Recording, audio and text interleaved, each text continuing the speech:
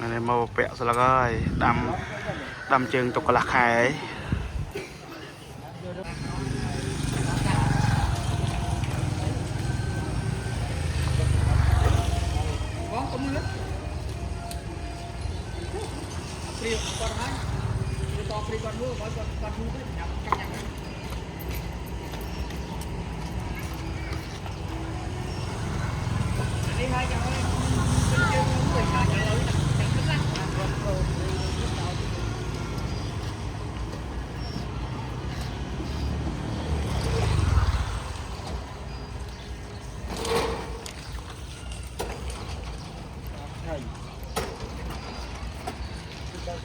chụp tỏ lấy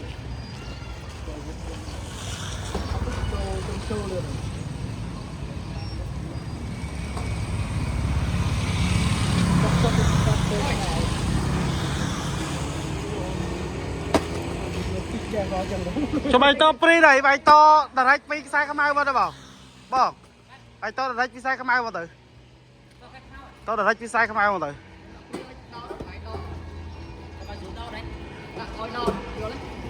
thôi mấy các bạn